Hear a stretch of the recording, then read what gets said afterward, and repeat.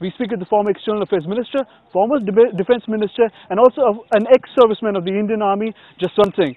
Sir, at that time you were a minister in the cabinet. Clearly, this kind of an action taking place from the opposing side, was it seen as a war crime by you at that time? No, I must admit, I didn't see it as a war crime. I saw it as a crime against humanity.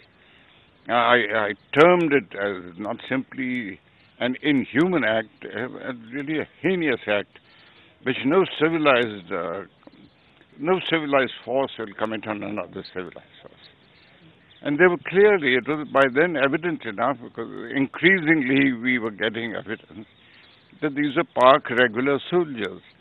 And for regular soldiers to do this to a patrol of the Indian Army, for me personally, was like wounding my own body. I wrote about it also, that this is unacceptable behavior.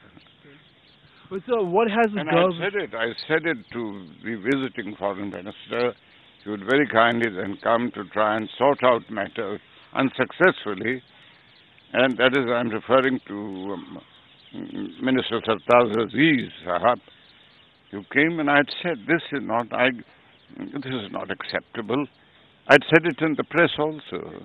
But the matters have come to such a state that 13 years on, more than a decade on, the father had to approach the apex court of the country to try and direct the government to approach the International Court of Justice.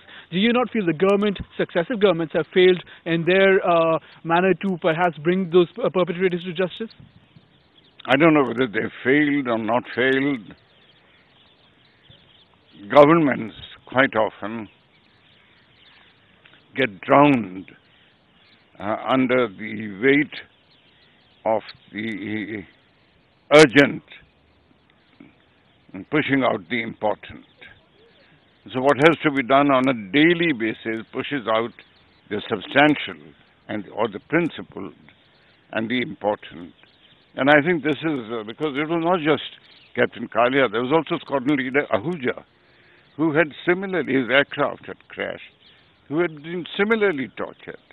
And I had raised objections, as I wrote in the book, on both these. We cannot have this conduct between Pakistan and India.